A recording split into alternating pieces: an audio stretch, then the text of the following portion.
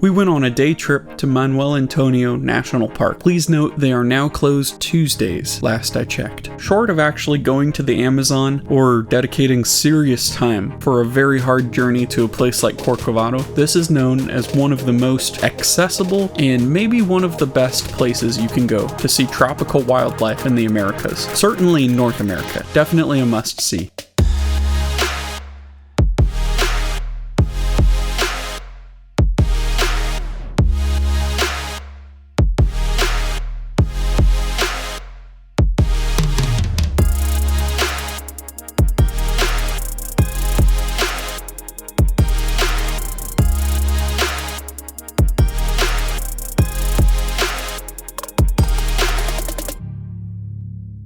We saw howler monkeys, sloths, white-faced capuchin monkeys, land crabs, birds, giant grasshoppers, bats, coatis.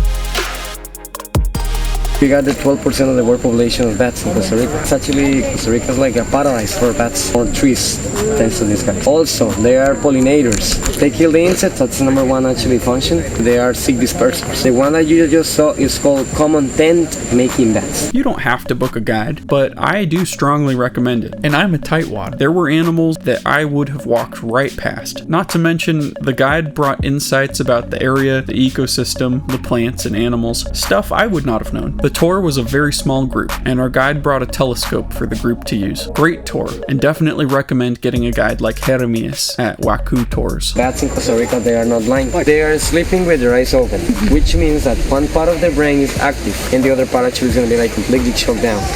That's the reason we call them monkey brush, because they do something like this. Normally it's green, but when they change coloration, why? It's because they are actually getting completely sexual mature. It's like a marking a status as the big males in this case.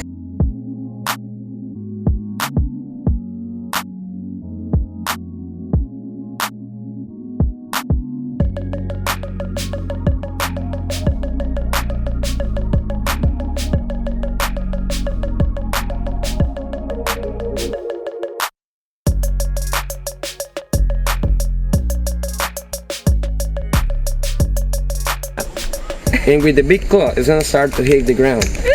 Okay, he's actually telling to the other ladies he is still available. Some of the people, they say they can walk in the water. No, they can actually run in the water for a certain time. Oh, they can skim the water? Exactly. Spiky pond, old porcupine tree. The spines, actually the crown of the spines, they're going down actually because they don't want anyone to climb up and to get the fruits. But guess who is gonna be the only one that is gonna get that fruit? The white-faced capuchin monkey. I had seen these guys doing a lot of things in order to distract you. He looks really cute, but believe me, he's evil. They're gonna go in a troop, and every troop it will be like from 18 to 38. This guy we call him Mafia. He's gonna steal your heart, your wallet, and everything. We got more than 100 species of trees in this national park. Trees, they can talk, they can send messages. They're going to be using the root system, the fungus system in order actually to do transmission. And a tree, for example, like this, is being attacked by mosquitoes, ants, wasps, things like that. They're going to be starting to release some pheromones. They're going to be attracting predators. For example, the monkeys. Trees, they live in communities. Even more aggressive than the raccoon, if he is provoked. He's looking for insects, ants. Also, you can tell that this guy is a juvenile stage in the tail. The tail tends to be a little bit like bigger and a little bit large. After our tour, we had a little downtime. We were still in the national park, and Manuel Antonio is located against the ocean, so it has quite a few beaches.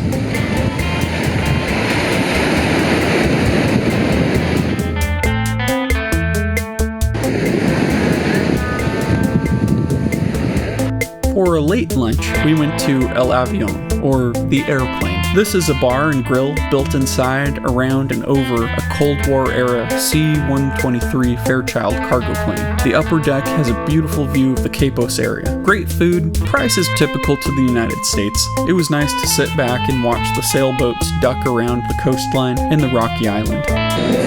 Bug on my arm. Monkeys ever hop in here?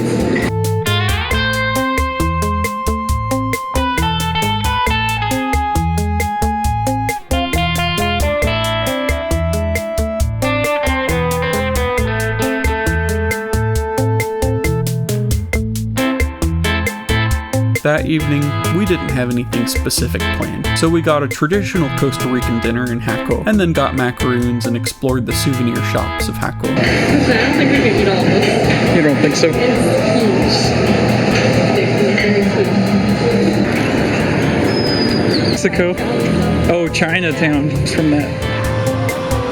At night, there are animals active on the beach that you don't typically see, like hermit crabs, and very large, threatening crabs digging holes everywhere. Sea snails were coming out in full force, plowing their way through the wet sand. So many crabs. Don't stress him out. Oh, there he goes! We also saw a very dumb running lizard that was very disoriented. Why do they walk on their back legs? Lizard! Maybe he's an ocean lizard. No, he's not. That's not a thing. What is dumb lizard? I don't think he knows where he is. Yeah, crabby crab. Not gonna help him. He's got little blue arms. Yeah. Wow, he looks different than any of the other ones we've seen. Yeah. Whoa, he's mad. Can you find enough sand dollars? There's never enough sand.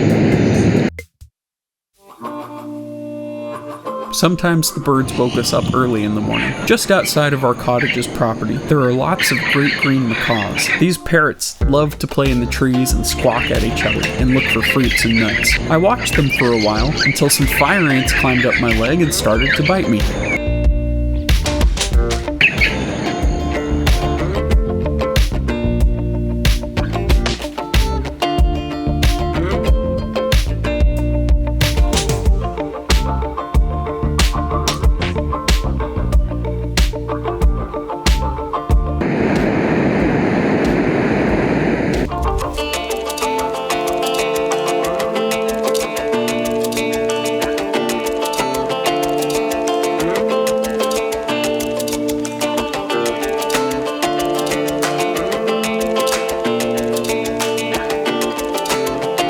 I watched some pelicans and seagulls enjoying the ocean. Sandpipers were out pecking around too. Then we watched some sea snails make circular paths through the sand. They slink around 1 inch at a time. There were so many of them. He's gross. Whatever he's doing, I really think he's growing out of his shell. I think his shell grows along with him. Like, I think so. Like, that's where shells come from, is they make them. They don't find them. Oh.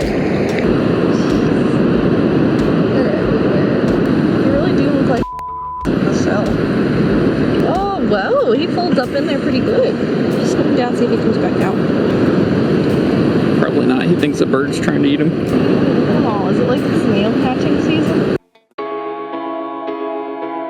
Finally, it was time to check out. Not far up the coast is a mermaid statue built on a rock, away from the shore. But at low tide, you can walk up to it and check out some tide pools too. Green crabs! Yeah, they're green.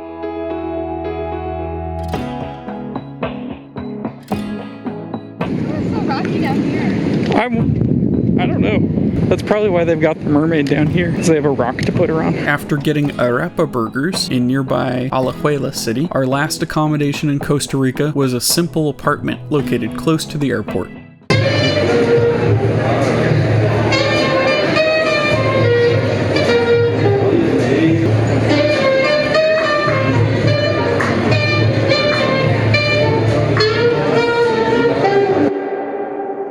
Para hacer el lugar de la cabina más portable de México y Centroamérica, la bienvenida a todos. 1 hour is a long time, but 4 hours is a longer time. We caught a few final glimpses of the city of San Jose against the mountains, and we were off. I found Costa Ricans as a people to be friendly everywhere we went. Great trip overall. I would highly recommend Costa Rica for anyone who wants a fun adventure and a relaxing vacation. No shortage of dining options, and you can't find a better wildlife destination on this continent. Pura vida.